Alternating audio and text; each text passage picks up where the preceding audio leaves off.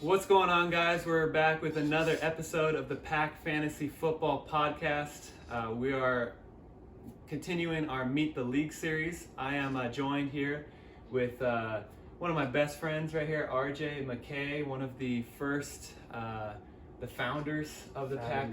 One of the founding fathers of the Pack Fantasy Football League. Is yet to get his first championship, but he's hungry. He's hungry. Why don't you introduce yourself? Who's your team in the NFL, and maybe a little bit about how you got into fantasy football. Amen. Well, thanks for having me, bro, and thanks for pointing out to everybody that I haven't won yet. My NFL team is the Green Bay Packers. Growing up, loved Brett Favre and the Packers. So still faithful even through the past years that got a little ugly. And then, of course, I appreciate the Ohio teams too, living in Columbus, Ohio. So I do appreciate the Bengals, and you do what you can for the Browns. Yep. And then you asked, how did I get into fantasy? Yeah. I had done fantasy football a few years before joining the Pack League. Playing with my dad and my brother, which was pretty fun. Pretty competitive between the three of us, but everyone else in our league we didn't really know, and they weren't very competitive. Yeah. So being in this league has been hands down by far like the best fantasy experience I've ever had. We don't even play for money, none of that, but there's just downright competition because of not being worse next than the guy next to you. So yeah, this league is a ton of fun, and I'm grateful to be a part of it. Yeah, absolutely. Can you feel that, like, as the years go on, we're going into our 5th year here, like we've been rounding out the competitiveness, like we're getting more and more competitive each year? Yes, but I think honestly it's been competitive since the very first year. Yeah. So I do feel like it's getting more and more, but I feel like it's been like that from day one. Because it's different when not only when you're in a league with all people that you know and your friends, but you're really tight. And then of course we're disciples too, and we love each other with the love of the Lord, but we all want to win. It's always a good feeling to win, for sure. Oh yeah, absolutely. So what did you think of this last year? How did you feel coming out of this last year? There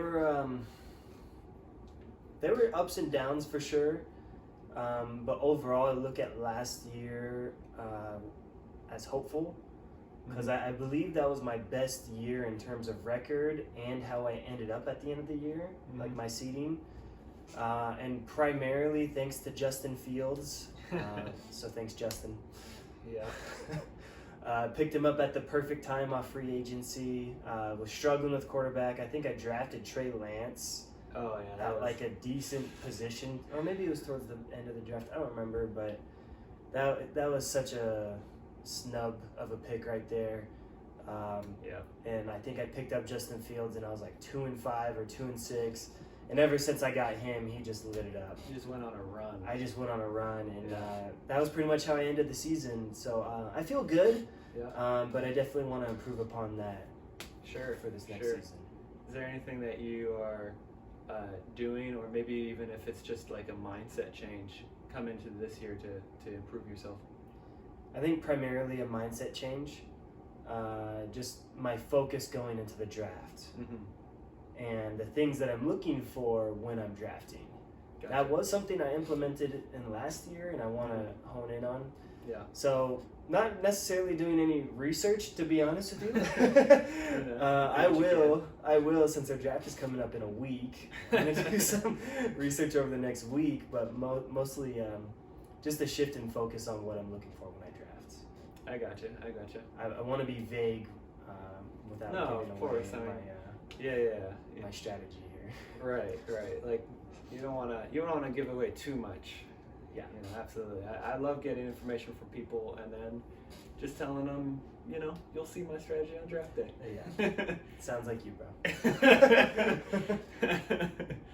Oh, that's funny. That's funny. Tell me, like, I know. Tell me one of like a very memorable story from your time here in the league. It doesn't. I know I've phrased it with other interviewees as your worst moment. It doesn't necessarily have to be your worst, but like just something super memorable from these last 4 years. Mm-hmm. Something memorable. I think there's totally a lot. I mean, some of the worst moments are like, I think of every single year, I'm like super fired up about the people that I draft. And almost every year, most of them let me down. Yeah. But I think of like, when I think of memorable in terms of our league is really the very first draft that we had. When we started the league in 2019, before COVID had happened, and it was only with brothers that were here in Columbus. And we had that draft, and we had wings, and that was just like, I wish I would have soaked in the moment a little bit more. Yeah. Because I don't know if we're ever gonna truly have that again, with all of us in one place at one time. That was pretty special. No specific like moment even from that, but just the fellowship that we had was awesome. And we're still able to have that with so many of our league mates spread out throughout the country, but it was just hit a little different. Yeah. If you know what I mean. Yeah, absolutely. We're not going to have Thomas giving us the employee discount on chicken wings. Unless he wants to move back. Always welcome, now, if you remember in 2019, we drafted, we had a great time. I don't remember what your team looked like, but if you remember week 1, week 2, something like that, you had a matchup against Theo that produced a fairly memorable moment.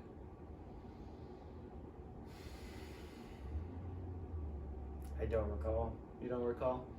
I'll let these guys in on it. We were driving somewhere. No clue where we were driving. Oh, bro. Now you remember it? I remember now, yeah. All right, can you walk us through? You want me to walk you through? Yep. I was playing Theo. This is week 3, the first year. I don't remember what week it was, but it was in the beginning. I think it was the first year. I think we were coming back from Chicago for like we went to Dubai or something like that. That might maybe. But I was playing Theo, and I was losing, I believe, right? Yeah. It was looking pretty bad, like he was gonna win, and I think he did win too. I think he might have, yeah. And I don't remember what sparked it, but at one point he just simply asks, "Wait, how do I score points?"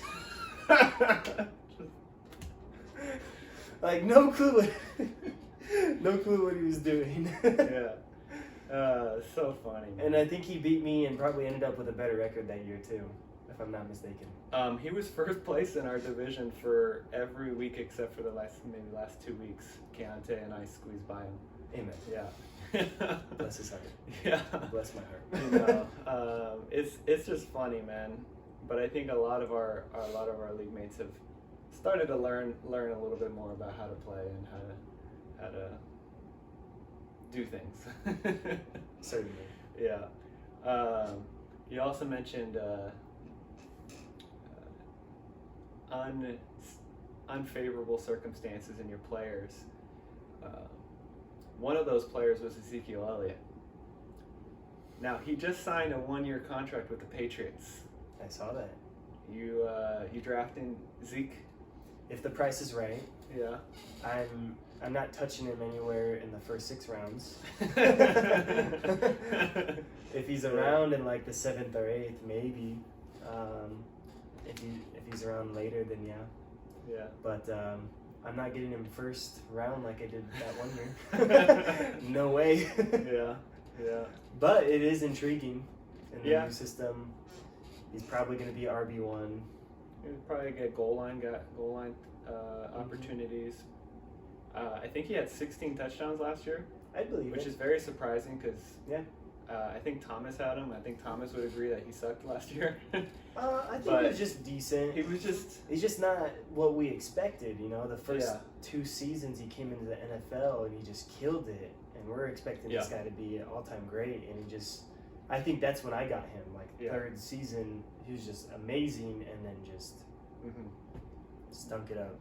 Yeah. Do you think that's why a lot of people are thinking receiver earlier nowadays? Like, I see Justin Jefferson, Jamar Chase, like, pretty high up in draft boards relative to what I'm used to seeing.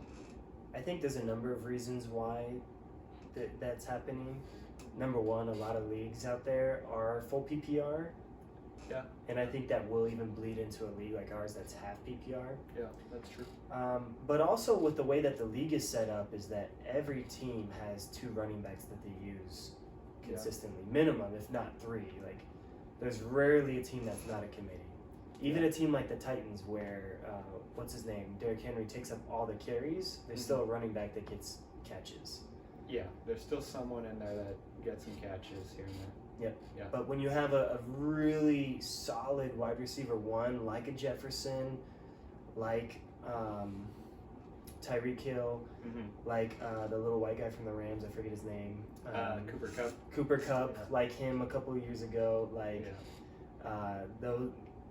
I think after Cooper Kupp had that breakout season is really when it really shifted hardcore. Yeah, I think he outscored everybody that year. Literally, he was the highest scoring fantasy player, period. Yeah, which is hard to do, for sure. And then not to mention the fact that, like, all the things going on in the offseason about running backs not getting paid. Yeah. So there's less motivation. So it's kind of just shaping out to be that way. I'm here for it. I'm down. I think an underrated thing is QBs, because the best QBs in the league score a ton of points, and even those guys will go like 3rd, 4th, 5th, 6th round and lead the league in points. Yeah. Now, I mean, don't get me wrong. Craig drafts Mahomes in the 1st round like almost every year, so that's our exception. But I mean, I'm expecting it, Craig. You know, still. That's my plan. If he doesn't draft Mahomes at 1 or 2, I'd be very surprised. Would you get him at 3? At my 2nd round pick, or my 3rd round pick? That's tough, bro. I don't know. Like, I'd go for it. I'd go for it if he doesn't get it in the 1st. Like, if no quarterback has gone off the board.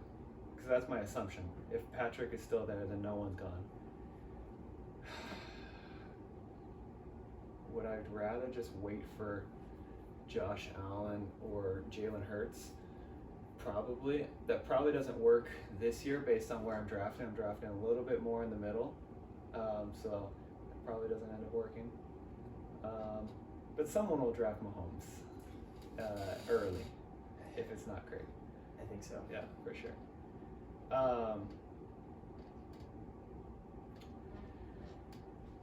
Now there's some changes being instituted. I'm going to have a formal announcement at the draft. But one thing that we've talked about every Meet the League series episode is our punishments.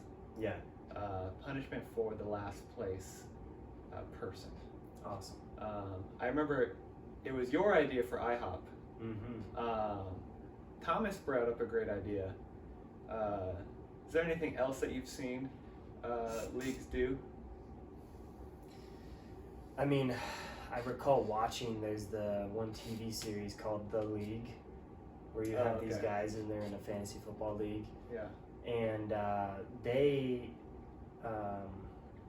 did some crazy stuff that I can't remember. But they passed around a trophy for the first place guy. I can't remember the last place. But, I mean, I'm sure we could come up with all kinds of stuff. I haven't thought of anything, but I did like Thomas's idea. Yeah. Of taking the new blazing challenge at Buffalo Wild Wings, and I like it. Yeah. I like that. Yeah. I definitely think whoever does do last place, they need to have a witness. Oh, for sure. They need to record that and put it on our channel here. Or if they're not in Columbus, they just gotta fly into Columbus to do the. I mean, that could work to too. do the punishment. That could work too. So. That's part of it. You know? Yeah, that might be harder for some. But just don't finish last. There it is. Just don't finish last. So it'll make the consolidation bracket pretty interesting. Oh yeah. Yeah. You got any other topics of conversation? I know you haven't done too much research, nor have I. Amen. So in terms of like news and stuff, I'm not exactly sure what's going down. Besides, I heard about Zeke. I heard about Dalvin Cook to the Jets. Mm-hmm. That could be something I do want to pick your brain about. Is Aaron Rodgers? You're feeling him going to the Jets, and also your outlook of how he'll do in the Mean Green. I'm totally okay with him going to the Jets. Honestly, I loved Aaron Rodgers 10 years ago. But for the Packers, the past few years, he's been nothing but problems. Yeah. Been nothing but drama. I think I had him on my team. It might have been for my other league. I can't remember. A few years ago when he had his MVP season, and that was pretty fun. It could have been 20 or 21. Yeah. I think I had him in this league, and he was pretty good. But since then, it's been nothing but just bad. Yeah. So in terms of my love for the Packers, I feel great about him leaving. It's about time. We've been paying him way too much money. We had to watch Devontae Adams leave. He was just causing drama. He's 39 now, I think about to be 40. Sometime this season, yeah. And the stats for NFL QBs turning 40 are just absolutely horrible unless your name is Tom Brady. Yeah. So I think, honestly, the Jets made a horrible decision by getting him. They might have one good season, but even then, I feel great about it. My outlook is just that he might do okay this season if he, keeps his attitude in check. Yeah. I don't think the Jets are going to the Super Bowl at all. If they make the playoffs, I think that's a miracle. Yeah. They'll be right about there, hovering 500, somewhere in that ballpark. Yeah. Is my outlook. Their offense is pretty solid.